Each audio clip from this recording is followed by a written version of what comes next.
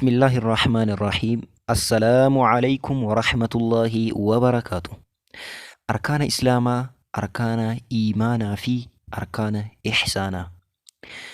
إن شاء الله فيديو أكنا جدو يرو دربي وجدي توري برا دربي غرو إبسا بريدا وانا ربربادنيف. إن شاء الله إبسا بريدا وجين فيديو كان haala gaariidhaan akkaataa isinii galuu danda'utti inshaallah hojjechuu fedheeti. Inshaallah namni muslimaa hundi wanta kana beekuun dirqama. Nabiyyiin sallallahu alaihi wasallam al-ilmu waajibun alaa kulli muslim jedhan. Beekumsi nama muslimaa hundarratti dirqama jedhan. Wantoota akkanaa beekuun nama muslimaa hundarratti dirqama. Viidiyoon kun akka nama hunda bira gahuuf like mallattoo jedhu kana tuquudhaan eegala namni martuu. Inshaallah kaayyoon keenya rabbiin bira inshaallah jaalala argachuudha. Jaalala rabbii argachuudhaaf namni martuu like mallattoo jedhu san tuqaatiin eegala. Inshaallah arkaana islaamaa, arkaana iimaanaatii fi arkaana ihsaanaa ibsa bareedaa wajjiin lafa kennaa jechuu sirritti qabadhaa. Jalqaba islaama jechuun maali? Namni tokko fakkeenya namni amantii islaamaatiin ala jiru tokko osoo islaama jechuun maali jedhee nu gaafatee deebii maal deebisnaaf? Islaama jechuun al-istislaamu lillahi bitawxiidi. Rabbiif masakamuudha. Rabbiin tokkochoomsanii rabbiif masakamu. Ibaadaa keessatti, gabbartii keessatti rabbiin qofa tokkochoomsanii rabbiif masakamu. Walinqiyaadu lahu bixaa'ati. Rabbiin tole jedhanii rabbiin jala deemuu rabbiif masakamu. Ajaja rabbii tole jedhanii fudhatanii ajaja rabbii jala deemuudha. Walbaraa'atu mina shirki wa ahlihi. Shirkii fi warra shirkii irraa immoo qulqullaa'uudha. Islaamummaa jechuun afaan gabaabaan maali? Rabbiin qofa adda baasanii rabbiin qofa gabbaruudhaan tawxiidaan rabbiin qofaaf masakamuu. Ajaja isaa waa inni nama ajaje tole jedhanii fudhatu. Shirkii fi waan shirkii fakkaatu irraa qulqullaa'uudha. Islaamummaa akkanatti ibsinaa jechuudha. Islaamummaan kuni sadarkaalee sadi qaba. Maraatiba islaamummaa jedhama. Sadarkaaleen yookaan maraatibni islaamummaa kuni sadi. Isaanis tokkoffaa al-islaamu, lammaffaa al-iimaanu, sadaffaa al-ihsaanu jedhama. Martabaaleen sadan kunniin marti isaaniiyyuu arkaana qaban. Jalqaba inshaallah arkaana islaamaa haa ilaallu. Arkaana islaamaa jechuun maali? Arkaana islaamaa jechuun wantoota namni tokko amantii islaamaa qabaachuudhaaf muslima ta'ee jedhameetiin himamuudhaaf wantoota guutee argamuu qabuudha. Namni tokko muslima jedhamuudhaaf islaama jedhamee amantii islaamaa kana keessa seenuudhaaf wantoota inni guutee argamuu qabuudha jechuudha. Wantoonni kunniin kan dandeenyutu jira, kan immoo yeroo booda dandeenyutu jira jechuudha. Fakkeenya wantoota akka hajjiidha. Fakkeenya namni marti hin danda'u, nama gariitu danda'a. Yeroo itti danda'antu jira jechuudha. Arkaanni islaamaa shani. Isaanis tokkoffaa shahaadatu an laa ilaaha illallah wa anna muhammadan rasuulullah. Tokkoffaan haqaan gabbaramaan Allahii malee hin jiru. Nabi Muhammad sallallahu alaihi wasallam ergamaa rabbiiti jedhanii amananii qalbiin dhugoomsanii dalagattillee jijjiiruudha. Tokkoffaan isa.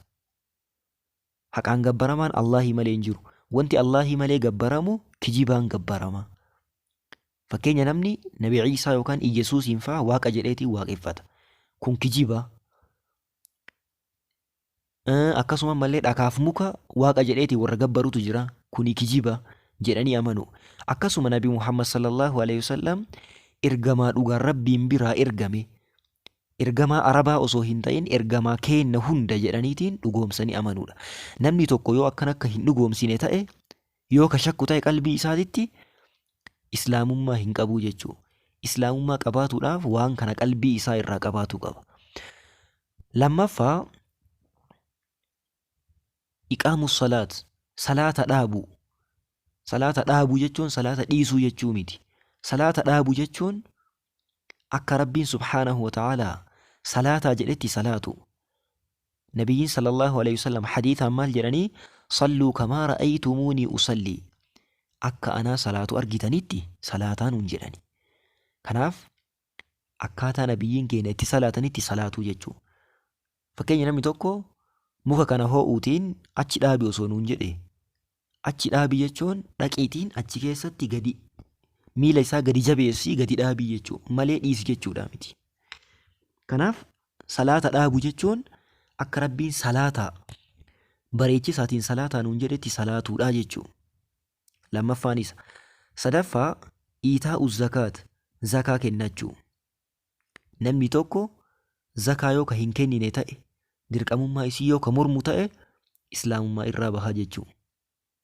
Islaamummaan isaa guutamuudhaaf muslima jedhamee amantii islaamaa keessa jiraatuudhaaf zakaa kennuu qabaa jechuu.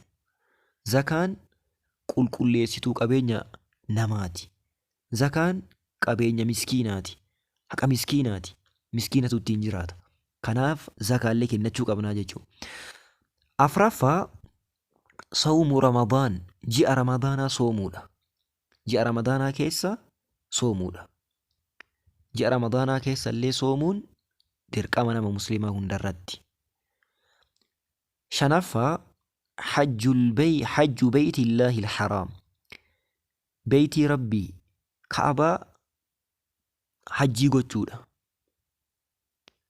Hajjii gochuudha. Kun eenyuuf nama danda'eefi nama waan karaa kanaa danda'eef nama xaaxaa karaa kanaa danda'eef hajjiin illee dirqama jechuudha. Namni hin dandeenye dirqamni irra hin jiru. Garuu namni tokko danda'ee yoo kadhiisu ta'e islaamummaa isaa irratti rakkootu dhufaa jechuudha. Islaamummaan isaa guutamteetiin isaa argamuudhaaf maal gochuu qaba namni tokko? Hajjii gochuu qabaa jechuudha. Arkaana islaamaa ka jedhaman wantoota shanan kanniini. Namni tokko amantii islaamaa keessa jiraatuudhaaf muslima jedhameetiin beekamuudhaaf wantoota shanan kanniin guuteetiin argamuu qabaa jechuudha. Ka jalqabaa isa kana. Lammaffaa arkaana iimaanaa. Arkaana iimaanaa jechuun maali? Iimaana jechuun maali? Arkaana iimaanaa jechuun namni tokko iimaana waan jedhamu qabaatuudhaaf iimaanaan himamuudhaaf wantoota inni guutee argamuu qabuudha. Iimaana jechuun maali? I'tiqaadun bilqalbi wa qawlun billisaani wa camalun biljawaarih. Waan akkamiiti? Waan qalbiidhaan dhugoomsan wahiiti. Ka arrabaan illee dubbatan, ka qaamaan immoo dalagaan agarsiisanidha. Qalbiidhaan dhugoomsaa, arrabaan dubbachaa, qaamaan waan dalagaadhaan agarsiisaa deemanidha jechuudha. Iimaanni nuuf jiraatuudhaaf, iimaanni nama tokko argamuudhaaf, arkaana iimaanaa wantoota jedhamanii beekaman guuteetiin argamuu qabaa jechuudha namni tokko. Arkaana iimaanaa wantoonni jedhamanii beekaman maal fa'a? Arkaanni iimaanaa 6. Isaanis tokkoffaa al-iimaanu billaahi. Rabbitti amanuu. Rabbitti amanuu jechuun maali? Rabbitti amanuun waan 4 of keessa qabata. Rabbitti amanuu wanti jedhamu waa 4 of keessa qabata. Namni tokko rabbi amane jedhamuudhaaf waa 4 guutee argamuu qabaa jechuudha. Tokkoffaa al-iimaanu biwujuudillaahi ta'ala. Rabbi ni jira jedhanii amanuu. Addunyaa kana keessatti etiistii warroonni jedhaman warroonni rabbi hin jiru jedhanii amanantu jiru. Akkas ta'uu osoo hin ta'in rabbi ni jira jedhanii amanu. Rabbuma wanti jedhamu uumaan samii dachii kana uume ni jira jedhanii amanuudha tokkoffaa. Lammaffaa al-iimaanu birububiyyatihi. Ka uumu, ka namaa hiru, ka mootummaa qabu, ka aangoo qabu rabbiin qofaa jedhanii amanu. Rububiyyummaa rabbiitti amanu jechuudha. Sadaffaa al-iimaanu biuluhiyyatihi. Haqaan ka gabbaramu, ka gabbartiin isa qofaaf ta'u, ka ibaadaan isa qofaaf ta'u Allaahii qofaa jedhanii amanu. Afraffaan al-iimaanu biasmaa'ihi wa sifaatihi. Rabbi maqaa qaba, sifa qaba jedhanii amanu. Rabbi fakkeenya maqaa 99 Quraana hadiisa keessa kan dubbatame ni jira. Maqaan kunniin ka rabbiiti jedhanii amanu. Namni tokko rabbitti amane jedhamuudhaaf wantoota 4 kana guutee argamuu qabaa jechuudha. Arkaana iimaanaa keessaa tokkoffaan rabbitti amanuu. Lammaffaan al-iimaanu bimalaa'ikatihi, malaa'ikatti amanuu. Malaa'ikatti amanuu jechuun maali? Malaa'ikatti amanuu jechuun malaa'ikaan waaqa isaan illee rabbi jedhanii amanuudhaa miti.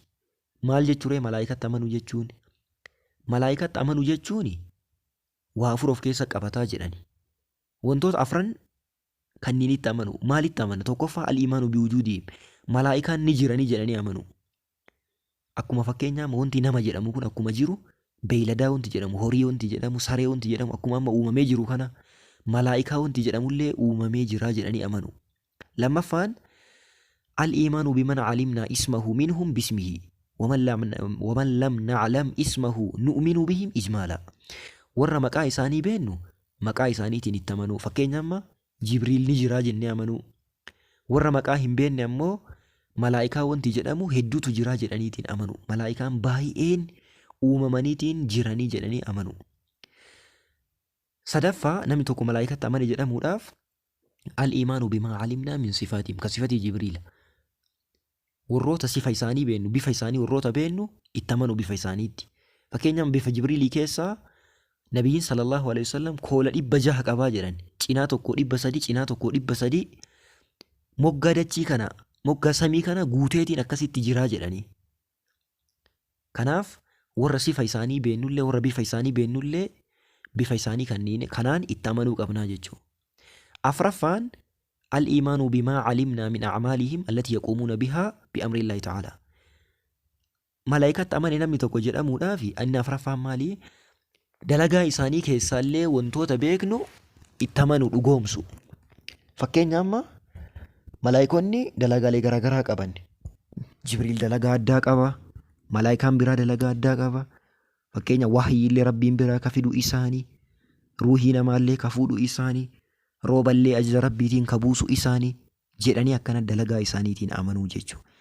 Malaa'ikatti amanuu jechuun akkanatti amanuudha malee malaa'ikaan waaqa jedhanii isaan gabbaruu yookaan isaan waaqeffatuudha miti. Arkaana iimaanaa keessaa inni lammaffaan malaa'ikatti amanuu. Arkaana iimaanaa keessaa inni sadaffaan al-iimaanu bilkutub. Kitaabota rabbi buusetti amanuu. Kitaabota rabbi buuse maal jennee itti amanna? Akkamitti itti amanna? Kitaabota rabbi buuse akkaataa afuriin itti amanna. Tokkoffaa al-iimaanu bi'anna nuzuulahaa min indillaahi haqqaa. Kitaabonni kunniin buufamiinsi isaanii dhugamaan rabbiin biraa buufamee jennee amanu. Fakkeenya Qur'aana. Qur'aanni kun dhugamaan rabbiin biraa buufame jedhanii amanu. Malee gaazexaaraa baatii mitii dhugamaan rabbiin biraa buufame jedhaniitiin amanu. Lammaffaa al-iimaanu bimaa calimnaa ismahu minhaa bismihi kal-Qur'aan الذي نزل على محمد صلى الله عليه وسلم والتوراة الذي أنزلت على موسى والإنجيل الذي أنزل على عيسى والزبور الذي أوتيه داود وأما ما لم نعلم اسمه فنؤمن به إجمالا. warroota maqaa isaanii beennu maqaa isaaniitiin itti amanu. Fakkeenyaaf Qur'aan kuni dhugamaan rabbiin biraa Nabi Muhammad irra buufame. Tawraat wanti jedhamu dhugamaan rabbiin biraa Nabi Muusaa irratti buufame. Injiil wanti jedhamu dhugamaan rabbiin biraa Nabi Ciisaa irratti buufame jedhanii amanu. Zabuur ammoo Nabi Daawudtu kennamee jedhaniitiin amanu. Kanaaf kitaabatti amanu jechuun maqaa isaanii warra beennullee dhugamaan rabbiin biraa buufame. Warra maqaa isaanii hin beeknellee kitaabonni rabbiin biraa nabiyyootatti buufaman dhugaadhaan ni jiranii jedhaniitiin amanu. Inni sadaffaan kitaabatti amane namni tokko jedhamuudhaaf تصديق ما صح من أخبارها كأخبار القرآن وأخبار ما لم يبدل أو يحرف من الكتب السابقة. سدفا مالي سينا إسان كيس جرو وانتوتا إسان كيسات دبتماني جران dhugama dubbataa jiranii. Fakkeenyaaf amma seenaa garaagaraa kan Qur'aana keessa jiru. Seenaan garaagaraa kan Qur'aana keessa jiru dhugamaan waan dhugaa dubbataa jira. Fakkeenya Qur'aanni seenaa warra Kahfii nutti himee, ashaaba Kahfii nutti himee, seenaa Nabi Muusaatii fi Nabi Firaa'uunaa nutti himee, seenaa Nabi Allaahi Aadam nutti himee, seenaa nabiyyoota hedduu nutti himee jira. Seenaan kunniin dhugaa. Akkasuma kitaabonni as duraa illee kan Qur'aana dura buufamanillee seenaan isaan keessa jirullee dhugaadhaa jenneetiin amanu. Afraffaa namni tokko kitaabatti amane jedhamuudhaaf العمل بأحكام ما لم ينسخ منها والرضا والتسليم به سواء علمنا وفهمنا حكمته أم لم نفهمها. قرآن كان حكمي يوكان مرتي إسا كيس جروتي دلقو وان انشار منين. قرآن كان كيس مرتي لغرغرات تجرى وانا كان دلقا وانا كان إيسا وانا كان قدا jedhameeti waan dubbatametu jira. Wantoota isa keessatti dubbatame kana itti dalaguu. Namni tokko kitaabatti amane jedhamuudhaaf wantoota afran kana guutee argamuu qabaa jechuudha. Sirriitti hubadhaa. Arkaana iimaanaa keessaa inni afraffaan al-iimaanu birrusul, ergamtootatti amanuu. Ergamtootatti amanuu jechuun maal jechuudha? Ergamtoonni kunniin waaqa jedhanii amanuudha miti. Maal jechuudha ergamtootatti amanuu jechuun? Ergamtootatti amanuu jechuun tokkoffaa waa afur of keessa qabata innis. Tokkoffaa ergaan isaan qabatanii dhufan kun dhugaadha, dhugamaan rabbiin biraa dhufee jedhanii ergaa isaanii kanatti amanu. Namni nabiyyi tokkotti amane nabiyyi marattuu kafaree jira. Kanaaf ergaan nabiyyiin kun qabatee dhufe dhuga jedhanii amanuu. Akkasuma lammaffaan al-iimaanu biman alimna ismahu minhum bismi, warra maqaa isaanii beennu maqaa isaaniitiin itti amanuu. Fakkeenya Nabi Muhammadiin beennaa, Ibraahimiin ni beennaa, Muusaa, Ciisaa, Nuuh, Aadam, namoota hedduu ni beennaa. Maqaa isaaniitiin kunniin maqaa isaanii jennee amanu. Warra maqaa isaanii hin beekne illee ergamtoota hedduu jira jedhanii amanuu. Sadaffaan tasdiiqu maa sahha minhum anhum min akhbaarihim. Oduulee yookaan himiinsa garaagaraa, seenaalee garaagaraa, wantoota garaagaraa kan isaanirraa nu gahan dhugoomsuu. Fakkeenya nabiyyi keenya sallallahu alaihi wasallam irraa hadiisni nu gahee jira. Hadiisni nabiyyiidhaa dhugaadhaa jennee amanuu. Afraffaa al-amalu bishari'ati man ursila ilaynaa minhum. Nabiyyi nutti ergame shari'aa isaa dhugoomsinee itti dalagu. Fakkeenya nabiyyi nutti ergame Nabi Muhammad shari'aa isaanii dhugoomsineetiin itti dalaguu qabnaa jechuudha. Nabiyyootatti amanuu jechuun, ergamtootatti amanuu jechuun akkana malee ergamtoonni kunniin waaqa jedhanii amanuu miti. Waan kana sirriitti hubatuu qabdanii jechuudha. Inni shanaffaan al-iimaanu bil-yawmil aakhir, guyyaa boodaatti amanuu. Guyyaa boodaatti amanuu jechuun maali? Guyyaan boodaa maali? Inni guyyaa qiyaamaati. Guyyaa boodaa jechuun guyyaa qiyaamaati.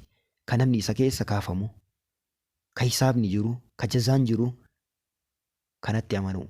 Guyyaa boodaatti amanuu jechuun waa sadii of keessa qabata. Tokkoffaa kaafamatti amanuu. Ilmi namaa akkuma jalqaba dhabama irraa gara argamaatti as bahe, ilmi namaa jalqaba hin turree akkuma dhabama irraa gama argamaatti as dhufe, akkasuma mallee erga du'ee awwaalame booda qabrii irraa ni ka'aa jedhanii amanu. Ilmi namaa qabrii irraa ka'uu hedaa jedhanii amanu.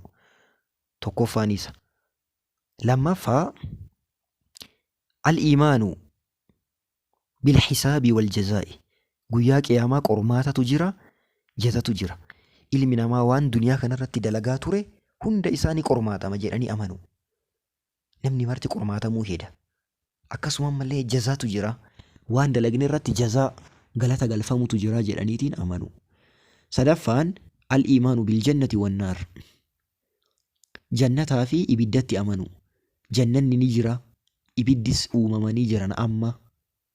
Akkasuma mallee jannanni ganda nama rabbitti amaneeti, ka karaa rabbii hordofeeti. Azaabni immoo ganda warra rabbiin dideeti jedhaniitiin amanu. Waan kana amanuun dirqama jechuudha. Namni tokko guyyaa boodaatti amane ka jedhamu wantoota sadan kanneenitti yoo amane. Akkasuma qabriin illee dhugaadha.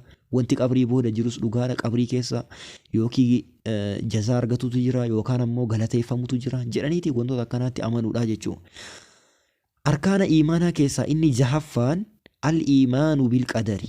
Qadaratti amanu. Qadaratti amanu. Namoonni hedduun fakkeenya qadaratti amanii, qadaratti ni amana yoo jedhan ni dhageenya. Maal jechuun qadaratti amanuu jechuun? Qadaratti amanuu jechuun waa afur of keessa qabata. Waa afran kanneen yoo guuttate qadaratti amane jedhamaa jechuudha. Tokkoffaa al-iimaanu bi-anna Allah ta'ala alima bikulli shay'in jumlatan wa tafsiila azalan wa abada. سواء كان ذلك مما يتعلق بأفعاله أو بأفعال عباده. ربي سبحانه وتعالى وان الدنيا كان كيسا تتأجر قوتو وان تألي وان تأوهد اللي هندما إسا دمشاشا في جملة الآن ربي بيكي جرا تكا تكا إسيتين وان تأوهد waan nama dubbataa jiru kanallee rabbi as dura beekee jira. Rabbiin ni beeka as dura. Abdurrahmaan fakkeenya akkana dubbatu heeda ka jedhu kana rabbiin ni beeka. Beekumsa rabbiitti amanu. Waan addunyaa kana keessatti ta'aa jiru kulli beekumsa rabbiitiin ala waan bahe osoo hin ta'in wannuma rabbi beekeetu addunyaa kanarratti ta'aa jira jedhanii amanu. Lammaffaan الإيمان بأن الله تعالى كتب ذلك في اللوح المحفوظ. ربين وان الدنيا كان كيسة تأجر كان قوتو لوح المحفوظ كيسة بريسي جرا وانت إلي وانت أوهد اللي وانت مرتو بري فميتي لوح المحفوظ كيسة جرا. فكينيا أنما سجلين أن دبتا جرا فيديو أن برسيسا جرا وانا نما دلقا جرو كان ربين أسو سامي دجين نوما من دور لوح المحفوظ كيسة بريسي تنكاهي جرا جتشو. صدفة الإيمان بأن جميع الكائنات لا تكون إلا بمشيئة الله تعالى سواء كان ذلك مما يتعلق بفعله أو مما يتعلق بفعل المخلوقين. وانتي الدنيا كان كيسة تأجر كل فعل ربي وانتي وانتي فعل ربي ألا تنجو وصو ربي فعل درك أمان وانتي أكنا تأوق أبجدتي وانتي نمني دقوده وانتي نمني فيده توقوتي سينجرو يجو وانتي تأيهندو مشيئة ربي فعل ربي fedha rabbii yoo jennu rabbii waa mara ni jaalate jechaa miti. Osoo rabbii eeyyamuu baatee wanti tokkochi illee hin ta'u jechuudha. Kanaaf waan ta'u kulli waan namni hadha dirqamaan godhu osoo hin ta'in wantuma rabbiin as dura fedheedha jechuudha. Argamuu heda jedhee waan rabbi fedhe. Afraffaa الإيمان بأن جميع الكائنات مخلوقة لله تعالى بذاتها وصفاتها. wanti hundi wanti amma ta'ee jiru kulliin wanti amma as boodas ta'uu hedu rabbitu uume. Fakkeenya dalagaa kiyya dalagaa ilma namaallee fedha ilma namaallee waa hundayyuu rabbitu uume. Dalagaan namni dalaguu hedu kunillee wannuma rabbi uumetu namni dalagaa jira jedhanii amanu. Kanaaf qadaratti amanu jechuun wantoota arfan kana of keessa qabata. Beekumsa rabbiitti amanu waan rabbi beeketu ta'e akkasuma waan rabbi barreessitu ta'e akkasuma mallee waan rabbi fedhetu ta'e akkasuma mallee waan rabbi uumetu ta'e jedhanii wantoota afran kanniinitti amanuu qabna jechuudha. Wantoota afran kanniini yoo hin amanin ta'e qadaratti amanni hin jedhamu jechuudha. Arkaana iimaanaa ka jedhamu wantoota jaha kanniin fakkaataa. Inshaallah jahan kanniin ibsa isaanii waliin qabadhaa sirriitti itti dalagaa. Arkaana martabaan sadaffaan arkaana ihsaanaati. Arkaanni ihsaanaa maali? Arkaanni ihsaanaa meeqa? Jalqaba ihsaana jechuun maali? Ihsaana jechuun an yubdila al-insaanu al-macruufa wa yakuffa al-adhaa fayubdila al-macruufa licibaadi illaahi ta'aalaa fi maalihi wa jaahihi wa cilmihi wa badanihi. Ilma namaatti ihsaana jechuun tola ooluu jechuudha. Ilma namaatti tola ooluu akkamitti? Khayrii wayii isaa dalaganii hamtuu ammoo isatti dalaguu dhabanii hamtuu namarraa qabuudhaan hamtuu namatti dalaguu dhabuudhaan namatti tola ooluudha. Ihsaana ka jedhamu kana. Ihsaana jechuun lamatti qoodamaa jedhani. Ihsaana rabbiif godhamuu fi ihsaana ilma namaatii godhamu. Toltuu ilma namaatii godhamu yookaan khayriin ilma namaatii godhamu fakkeenya qabeenyaan nama qarqaaruu, beekumsaan nama qarqaaruu, sadarkaa ofiitiin nama qarqaaruu, qaama ofiitiin nama qarqaaruu wantoota akkanaa kanniini. Kuni tola ilma namaatiif godhamu. Garuu tolli rabbiif godhamu maali? Tolli rabbiif godhamu arkaana ihsaanaa ka jedhamee beekamu isa. Innis arkaanni ihsaanaa tokko. Arkaana ihsaanaa ka jedhamu waan tokko. Innis maali? An ta'buda Allaha ka'annaka taraahu. Fa'in lam takun taraahu fa'innahu yaraaka. Rabbiin akka waan ijaan ilaaltee argaa jirtuutti gabbaru. Rabbiin akka waan ijaan achi ilaaltee argaa jirtuutti isa sodaataa daangaa isaa eeggataa dalagaa dalagdu keessatti rabbiin qofaaf qulqulleessaa rabbiin qofaaf jettee bareechiftee qulqulleessitee dalagaa kee dalaguudha. Rabbiin akka waan argaa jiraniitti gabbaru. Fa'in lam takun taraahu fa'innahu yaraaka. Atis isa arguu baattu inni na argaa yookaan anis isa arguu baadhu rabbiin kiyya na argaa jettee rabbiin gabbaru. Argitanii? Rabbiin akka waan achi ilaalanii argaa jiranitti gabbaru. Akka waan ofii rabbiin ilaalee argaa jirutti gabbaru. Sadarkaa san bira gahuu yoo dadhabe rabbi achi as laaleetiin na argaa jedheetiin rabbii isaa gabbaruudha jechuudha. Namni tokko arkaana ihsaanaa waan jedhamu kanatti amane jedhamuudhaaf wantoota kana qabaatu qabaa jechuudha. Wantoota kana yoo hin qabaatin ta'e namni tokko arkaana ihsaanaa ni qaba jedhameetiin hin ilaalamu jechuudha. Kanaaf arkaana islaamaa, arkaana iimaanaatii fi arkaana ihsaanaa ibsi isaanii kana fakkaata. Inshaallah viidiyoo kana sirriitti irra deddeebiidhaan dhageeffadhaa. Hubannoo cimaa irraa argattan jedheetiin yaadaa. Waan isiniif hin galin inshaallah koomentii irratti gaafadhaa. Barnoota haala bareedaadhaan kennamu kana subscribe gochuudhaan hordofaa isiniin jedhaa. Yeroo gaarii isiniif haa ta'u. Assalaamu alaykum wa rahmatullahi wa barakaatuh.